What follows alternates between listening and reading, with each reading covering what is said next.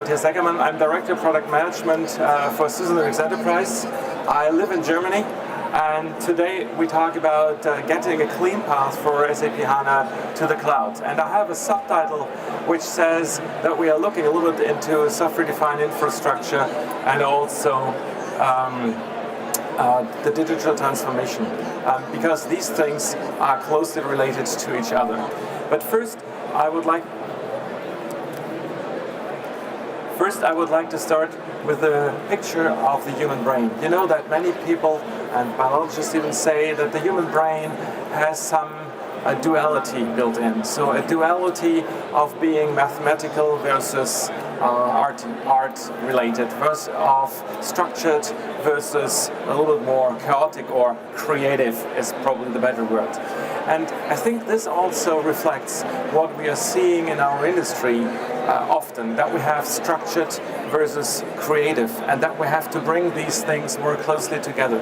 And one specific focus that I see here that often people bring into a duality is that we talk about mission critical versus cloud native applications. The question is though, is this duality of mission critical versus cloud native the right proposition?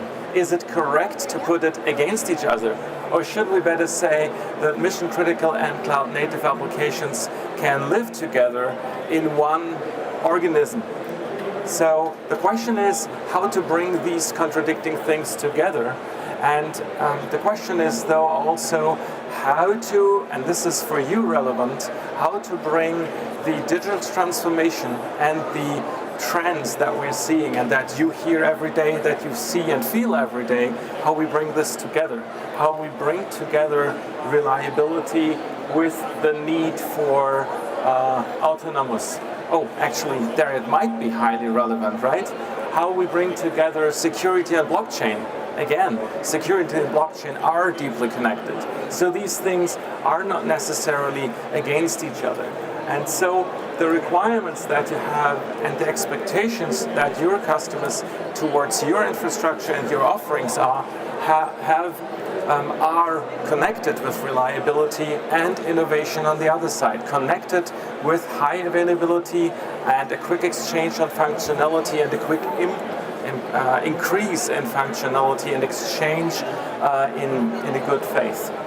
So these 10 tech trends are important for you to look at on the one hand. On the other hand, you want to build on a reliable infrastructure, on a secure infrastructure to be able to bring this into the world. And this also means, and this is why I've started with the human brain, it means that not only the technology has to transform, but that also the organizations that bring these technologies to the market and to the customers need to transform and need to adapt to the requirements of the modern world.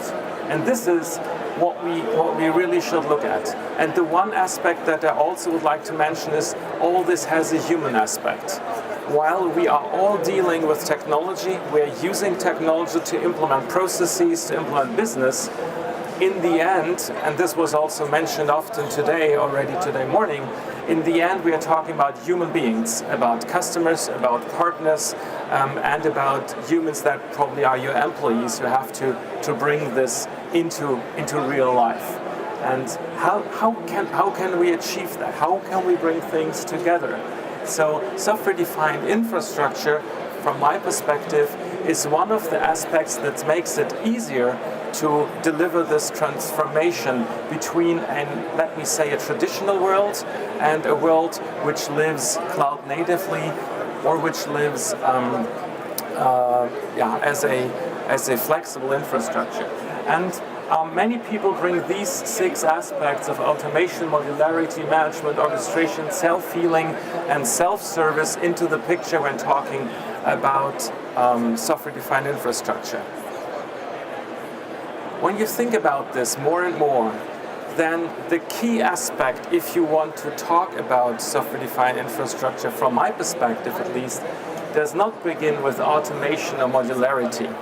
But you should think a software-defined infrastructure from the aspect of what you want to achieve for the people who are using this.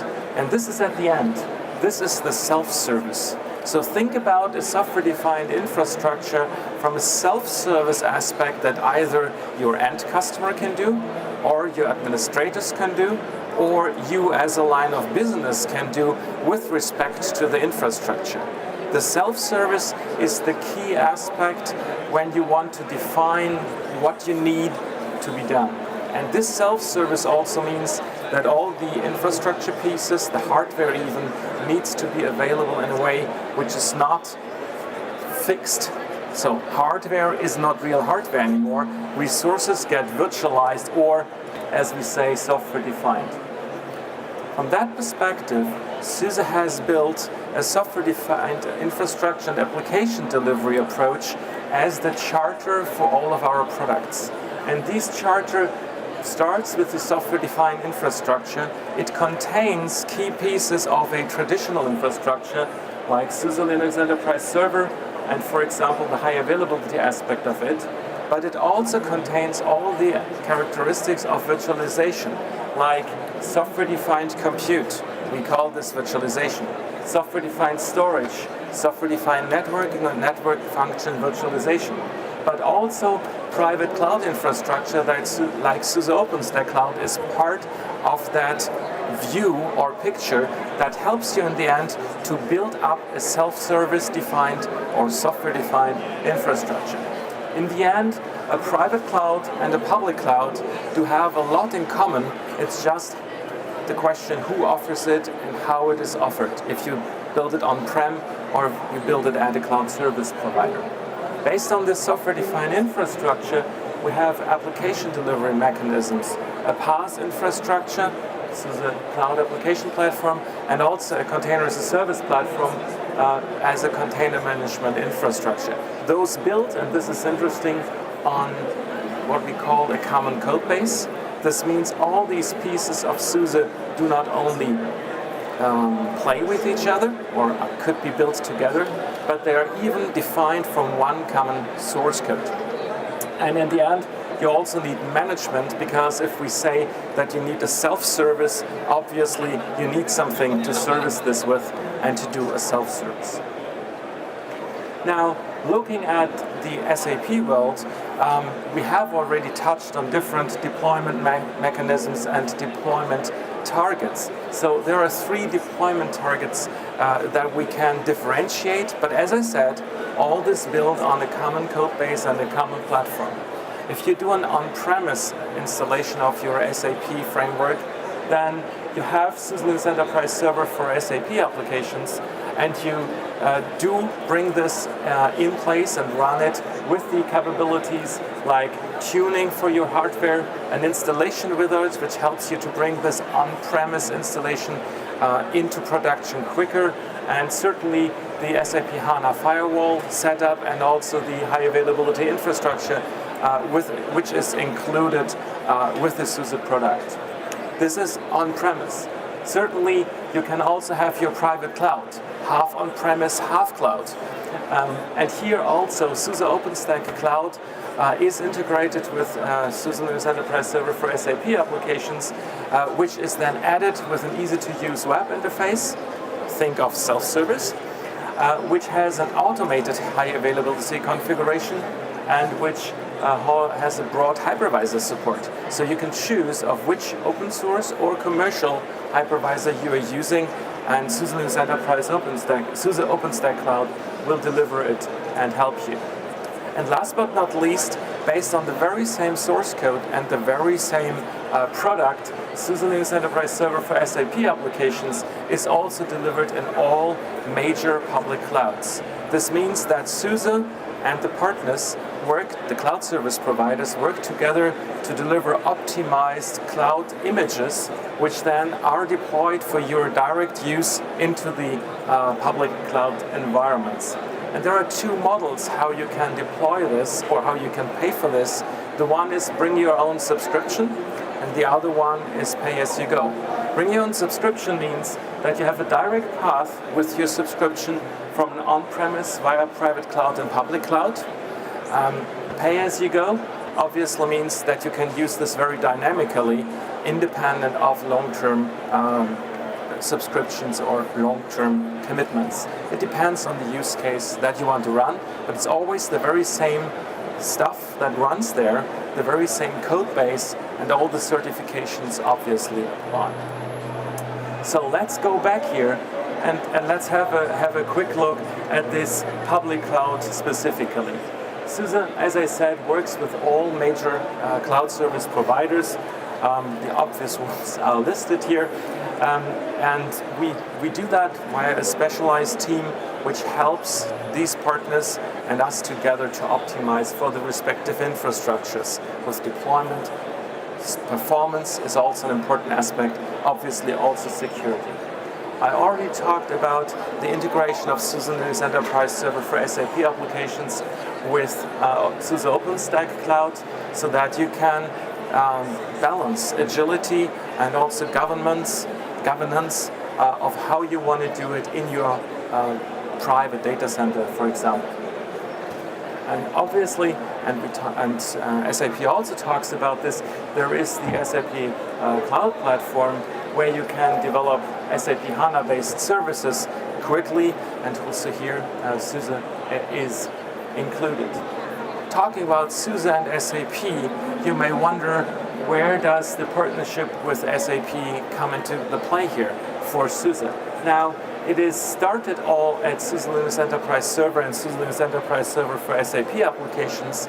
We do integrate and test and collaborate on the virtualization aspect. We work on better testing and integration with storage. Obviously, SUSE OpenStack Cloud, lifecycle management and integration. I have an example for the Container as a Service platform as well, where SUSE and SAP work together and build products together, and SUSE Cloud application as well. So when we talk about this relationship, then we look back at an over 18 years collaboration and innovation between SUSE and SAP, both actually based in Germany. We have good relations to the SAP Linux Lab and are the reference development platform for these guys, and that's something we are proud of actually. We are also looking at 90% of all SAP HANA installations. It's actually probably even a bit more of SAP HANA installations that run on SUSE Linux Enterprise Server for SAP applications. So we are the first Linux for SAP HANA, and we are the first Linux for SAP HANA on IBM Power as well. So these two architectures, Intel and IBM Power, are supported. 70% of all SAP applications on Linux run on SUSE infrastructure and SUSE enterprise software. To name a few, SAP B1 for SAP HANA, the SAP Cloud Platform, and one thing I promised you is SAP Vora. This is the first SAP product that actually has been certified with this new SUSE Container as a Service platform. So it's a containerized application infrastructure that we have developed and tested. And last but not least, all the benchmarks that you find for SAP HANA run on SUSE Linux Enterprise for SAP applications because we are the default development platform here. Now, let's go back where we have started. We have started thinking about the duality in the human brain. We have started about self-service that you need to apply to become flexible and to use a software-defined infrastructure. What you hopefully want to do and what you may want to do is thinking about how you can build your own approach to a flexible infrastructure and how you can build your own approach to deliver services as a service in more flexibility. This can be short time and long term. You may evaluate new business opportunities, and SUSE is there to help you. We are open to work with partners. We are open to work with you and to help you to get also into this openness and flexibility, to get more agility also for your business. And that said, if you go away, and one thing you may want to remember is, and think of the human brain that helps you to balance between old and new, between traditional, mission critical, and also cloud native. And please take away that this is not a distance, but these things can work together. Thank you.